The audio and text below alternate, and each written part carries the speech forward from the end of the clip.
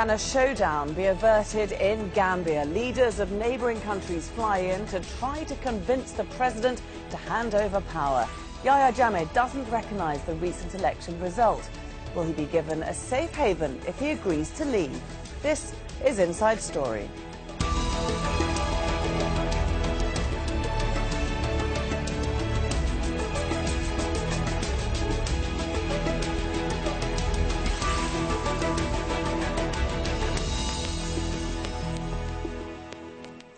Hello there and welcome to the programme. I'm Laura Kyle. The walls seem to be closing in on Gambian President Yahya Jammeh. His term ends next Wednesday and regional powers are threatening to remove him by force if he does not step down. Jammeh insists the election he lost last month to Adama Barrow was rigged.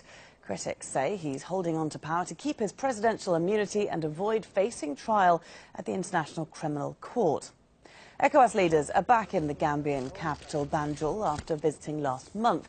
The president of Nigeria and other leaders from the Economic Community of West African states are trying to persuade Jammeh to accept the election result. Nigeria is considering protecting Jammeh from the ICC if he agrees to resign next week. Well, Jammeh appeared distrustful of Gambia's neighbours when he spoke to reporters on Tuesday. Our review and investigations have revealed an unprecedented level of foreign interference in our elections and internal affairs, and also a sustained smear campaign, propaganda, and misinformation. No foreigner can love this country and hold its highest interest to heart more than myself and the majority of Gambian people. So I will also be taking all possible steps within the Constitution and my conscience to do my part to resolve this sad impasse. Let's bring in our guests now. In Dakar, in Senegal, we have Saliou Tal. He's chairman of the Gambian Civil Society Initiative, #Gambia Has Decided. He also recently fled the country after being warned of impending arrest. In Oxford, we have Sophie Gallop, who's a doctoral candidate at the University of Birmingham's Law School. And between 2013 and 14, she was a law lecturer at the University of the Gambia. And in Bamako, in Mali, we have Adama Guy, former Director of Information at the ECOWAS Regional Bloc. Great to see you all. Thank you very much for being here on Inside Story. Saliou, if I could start with you. We have regional leaders in Gambia on Friday trying to persuade Jammeh to step aside. Nigeria offering him asylum in return for immunity from prosecution. Is this situation acceptable to you? As a Gambian, our concern is we just want ex-President Jammeh to accept the will and the will of the Gambian people. And any step that ensures that Jammeh leaves the country without causing any more damage to our people, we welcome this. Does he need to leave the country, or what do you think of Adama Barrow's offer today for direct talks, for him to be honoured as a former head of state, again not facing prosecution if he just stays aside? Barrow is saying that he doesn't have to leave the country. Well, I cannot speak and do not speak for Adama Barrow. I think over 60% of the electorate did not vote for Jammeh. And he's making every effort to ensure that the will of the people is not respected or heard. I think it is in the interest of the Gambian people for Jammeh to leave the country, with all due respect. I think I cannot speak for any victims. I cannot speak for any victims who may have the rights or otherwise. I'm not in a position to speak about it. I think what is more important for Gambians is to ensure that come on the 19th of November, the legitimate president of Gambia is inaugurated and Jammeh is not in the picture anymore. I believe his presence in the country can be cause for instability. OK. Adama Guy, how hopeful are you that these regional talks will actually yield some results on Friday?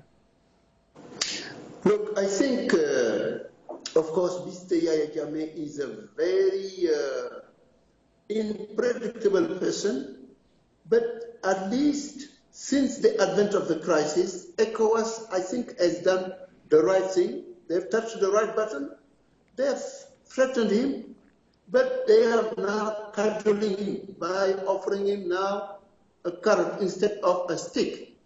If Mr. Jammeh has a little bit sense of wisdom, I think he will cling to this opportunity offered him by ECOWAS, because other options may not exist. For instance, I've read in the media that the Kingdom of Morocco wanted to offer him asylum, but I know for sure, because I've got the information, that this is not on the table.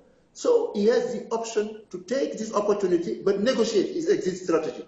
He may be right to say that I don't trust West African leaders, because he knows in the past there has been an asylum offered by Nigeria to a former dictator, the former president of Liberia, Charles Taylor. But when he went to Nigeria, Mr. Taylor, in Calabar, I think, he was taken away from the country, from his asylum status, and handed over to the criminal court in The Hague. This may pursue Mr. Jammeh specifically if his victims, his many victims, come up after his departure and show that he has done so much damage that any agreement can't cover him. So the second step for him is, one, to take over the offer by the West African leaders, which is an opportunity for him, but secondly, is to find a safe haven, and that he may likely can only get it in places like Arabic countries, like Qatar, where the former president of Mauritania, Ould Taya, is hiding, or one of those countries where the former dictator of Tunisia, Ben Ali, is hiding. I think that's his best bet, but he needs not play with time and miss the opportunity that ECOWAS is offering him. Otherwise, the only option off the table will be the military solution. Do you think that there is an offer on the table from those countries that you mentioned, such as Qatar, to take Jammeh? Of course, these are things that needs to be negotiated, but he needs to show goodwill first. But I suspect Mr. Jammeh, despite his bravado, is already negotiating underground. I heard from security sources that he was recently in Guinea-Conakry, and even people told me that the former governor of Lagos State, Mr. Bola Tinubu, was the hitman, the contact person between Mr. Jammeh, Alpha Condé, president of Guinea-Conakry, and the president of Nigeria. Also, once he agrees that he is ready and open to a diplomatic solution that will take him out of the country, there is possibility that these countries can collectively talk to any of the Arabic countries where Mr. Jammeh will feel comfortable and get that accepted, as long as Jammeh shows the goodwill in the first place. But so far he's showing to be strong-headed, to be somehow even suicidal. And that is the big problem that we are facing with this very shady character. Sophie, is this assurance of immunity from prosecution the only way to ensure that Jammeh does step down? I can't say it's the only way. I think that it's, in theory, a sensible option, but it does present a number of difficulties. On the one hand, if it does ensure a peaceful transition of power to Adama Barrow, then it should be welcomed, as Salio Tal was saying earlier. The problem really is that it sets a very unfortunate precedent, and it may give the wrong indication to other dictators in this position. I think one of the other really big issues with this is what happened with Charles Taylor. It will obviously be something that Jammeh will be thinking about.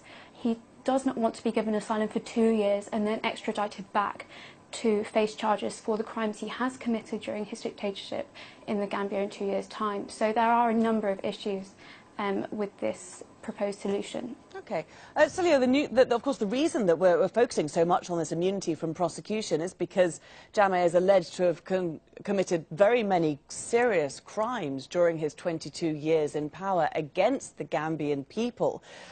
Why is it that people now suddenly lost their fear and decided they were going to speak out, or they are speaking out, as indeed you are now? The analogy I'll give to you is that I think we have lived in a climate of fear and reprisal. We have been like in a coma for 22 years. And for a very, very long time, people did not feel that they have any way of taking on, asserting their rights without being imprisoned or without disappearing or without being killed. And for the first time, Gambians came in their numbers and used the ballot box to vote out Jammeh. And that step alone demystified Jammeh. When that happened, there was mass jubilation. People voted Jammeh out. 60% of the Gambians voted Jammeh out.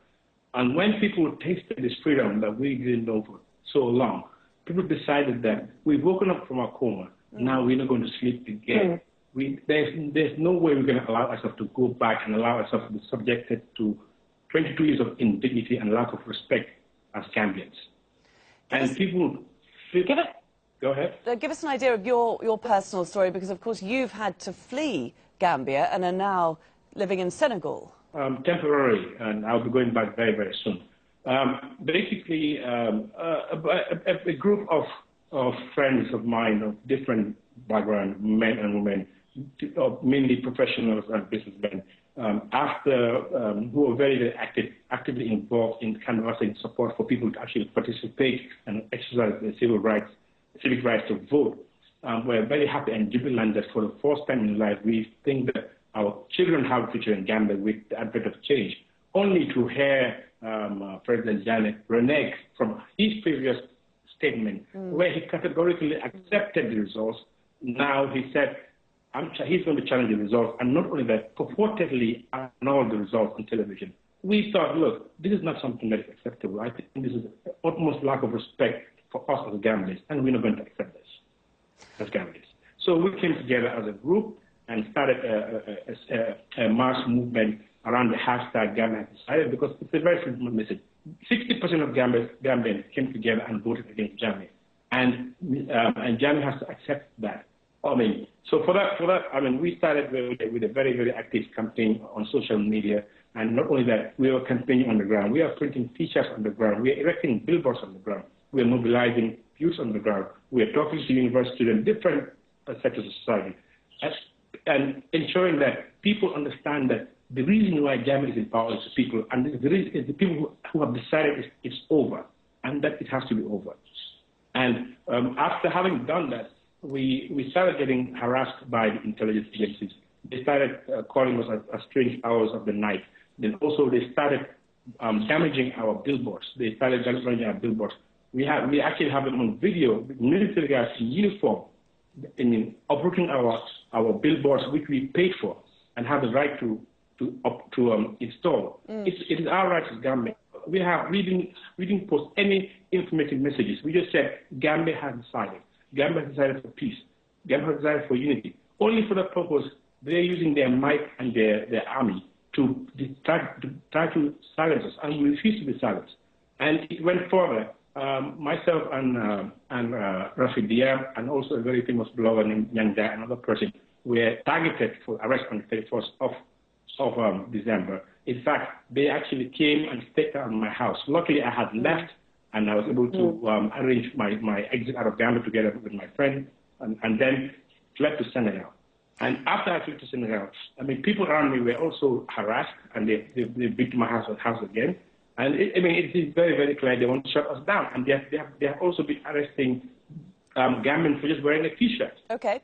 Adama, listening there to Salio's testament of what his experience was, we can hear there that there's a very strong civil movement. 60% of the country voted against Jammeh, and yet the people who are speaking out are still being harassed. What support does Jammeh still have in Gambia?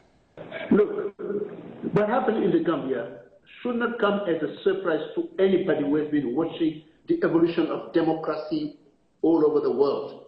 In 1989, the East Germans, they voted with their legs and they broke the Berlin Wall.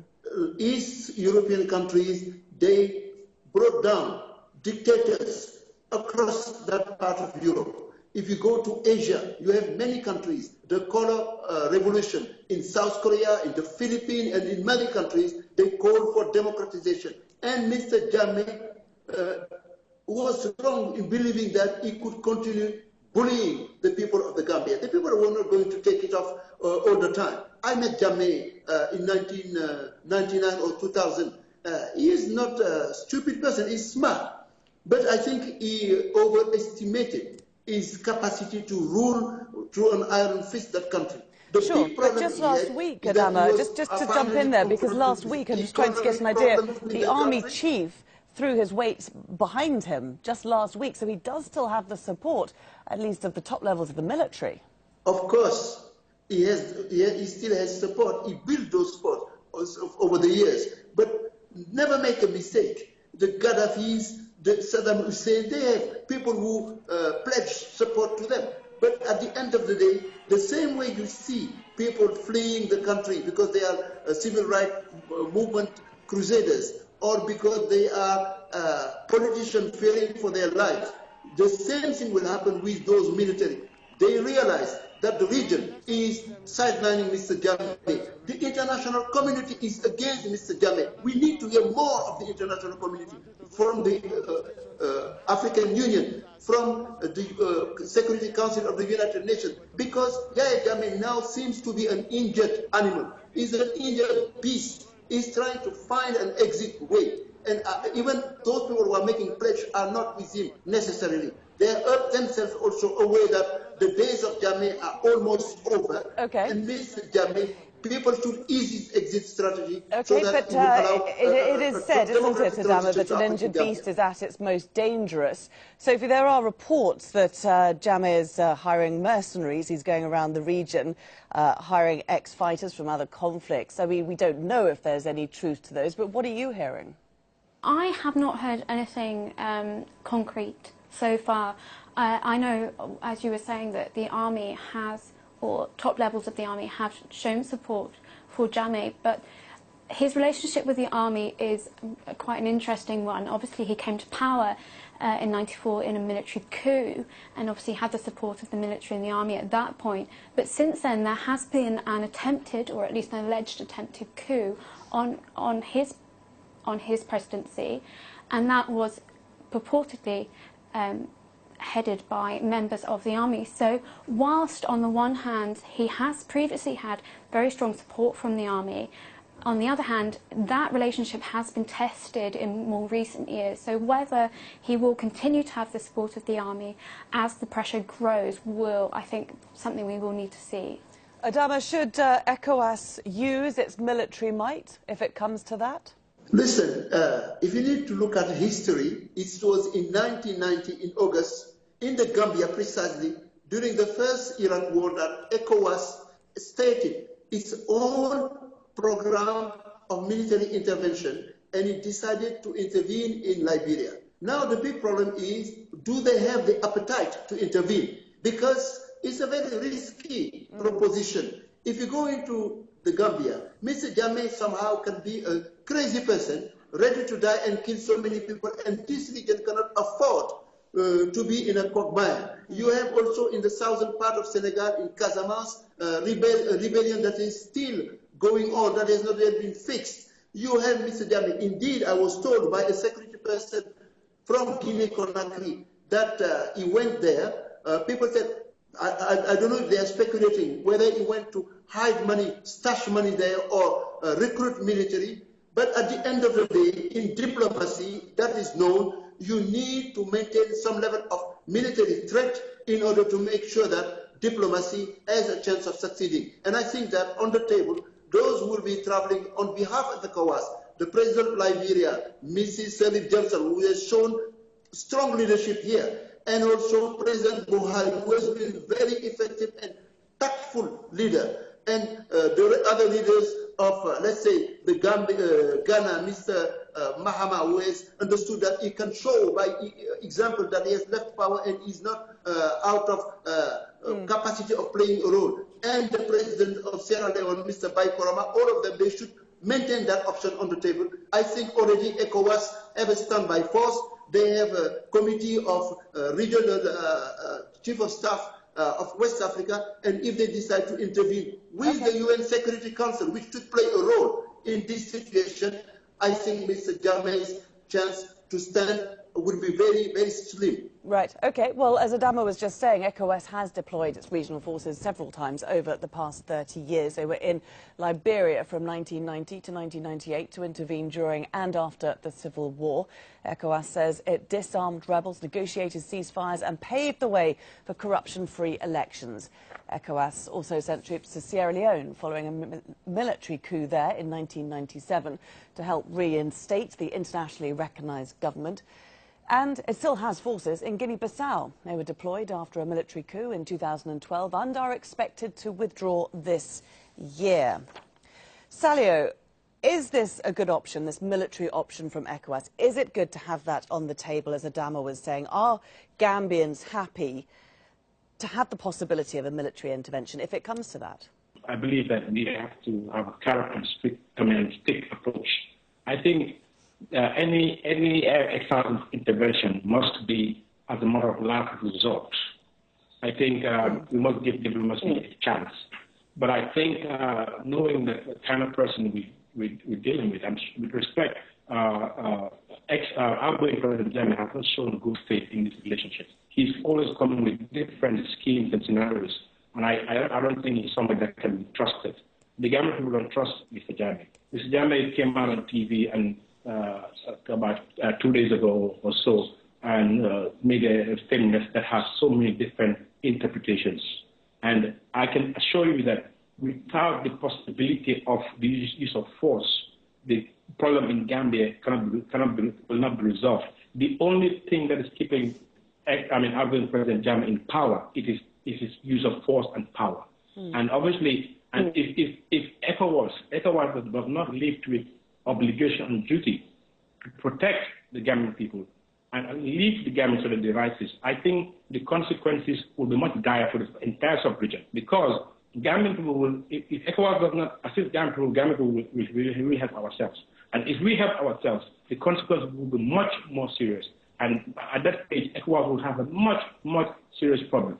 So I think this is the stage for ECOWAS, for its own credibility. We have eminent people in the presence of Buhari and Sarah Johnson and ex-president of Ghana and Sierra Leone, who have come and with left their very busy schedules. This is it's not very, very complicated, in my opinion. The problem is Jammeh. He has to accept he has lost the elections. Now, let him accept the will of the Gambian people. We don't want anybody to come and shed a life. Any life that is lost in the Gambia is entirely the fault of Yahya Jammeh. Okay. Sophie, Adama Barrow has said that he is confident that he will be sworn in next week on the 19th of January. Is that confidence rightly placed? It's very difficult to tell at this moment. I think it's fair to say that Gambia is on a knife edge. As you said, ECOWAS has mobilised troops ready to intervene, and I completely agree with Sally. These really should be a last resort. But as we were discussing earlier, an injured animal is the most dangerous, and if Jammeh is allowed to stay in power, after this significant threat to his dictatorship, he is likely to become much more repressive. He already uses torture, he already puts people in jail without any trial, people are forcibly disappeared, and the real danger is, if Jammeh is not removed, he will become worse after this threat to his dictatorship. So whilst I think it would be very difficult to predict what will happen over the next few days, I think there is a real danger that if there aren't contingency plans in place, if Jammeh won't leave peacefully, then Adama Barrow won't be able to go forward with the inauguration on the 19th, and Gambia will be left in a very vulnerable position. Well, let's hope it doesn't come to that. Thank you very much to all our guests for joining us here on Inside Story today. Sally Utal, Sophie Gallop and Adama Guy.